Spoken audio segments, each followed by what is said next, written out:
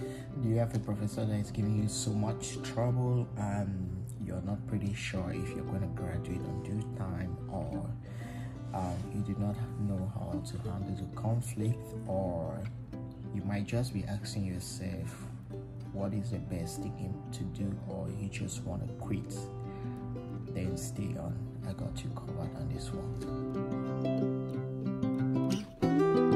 Welcome back to my YouTube channel. This is your boy Dr. Rogers, a multiple scholarship winner and also a research professor, and definitely someone who has studied with professors from different continents throughout the whole world. I've had the opportunity to be taught and supervised by professors from Africa, Asia, Europe, North and South America, and also definitely Australia. So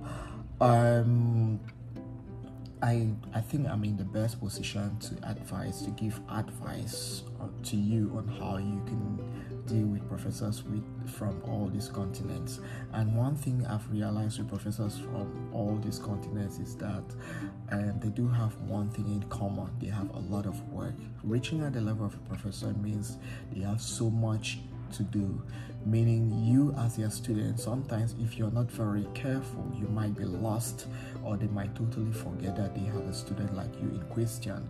So dealing with these professors, sometimes you need to understand the culture from which they are coming from. If you're dealing with professors, for example, I'm going to start with Asia, and more specifically professors from Korea, Japan, I think China and Taiwan. One thing for sure with these professors is that regardless of the fact that majority of them are studied in Western countries, they have their culture whereby most of the time they are not quite vocal. So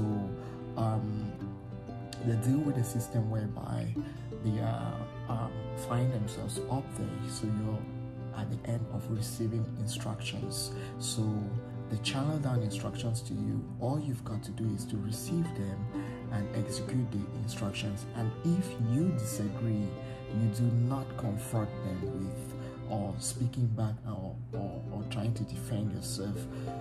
Most of them, majority of them, especially those that have studied in Western countries, they will find that as a way of you being disrespectful.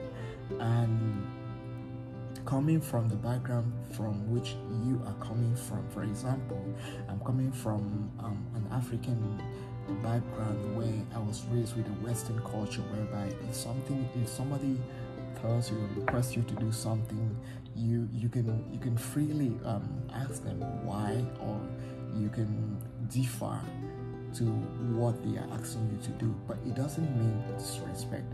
But within Korea, Japan, and the other countries, if they ask you to do something and you do not like it and you're trying to confront them, especially in a public milieu, they will find it as being disrespectful.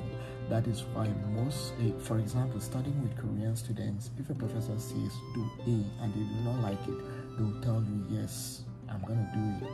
They will bow and say thank you sir and walk, but they will end up not doing it, and the professor will kind of understand with them that is just how it goes. It's kind of assumption, can I put assumption, kind of thing.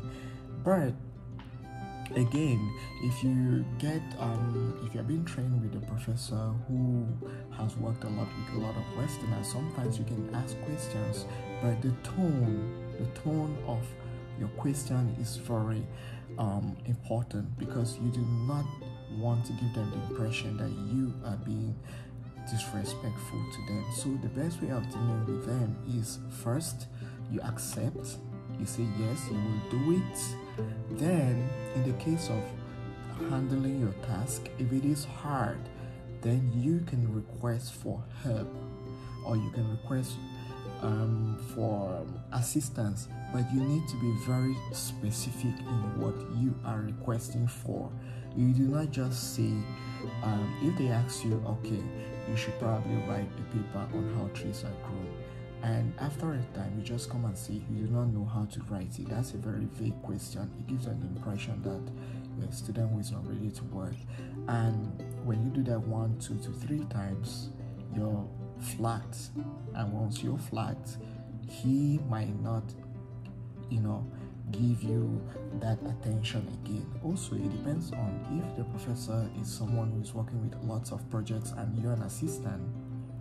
In most often, they will expect you to come back to them with results, and if you're not coming with positive results in the sense of you producing probably developing paper or analyzing certain things in the lab or all of that. So if there is time and you're not able to do that, it's good you tell them in advance, maybe 1 month, 2 months beforehand. Do not wait for the deadline and you come tell them no, you are not able to do it. It's not really good, because failure on your own part will definitely mean they are going to be losing $1 million or $1,000 projects, and they will not find it likely. So I don't want to make the video pretty long, so I'm going to do the second phase of the video afterwards.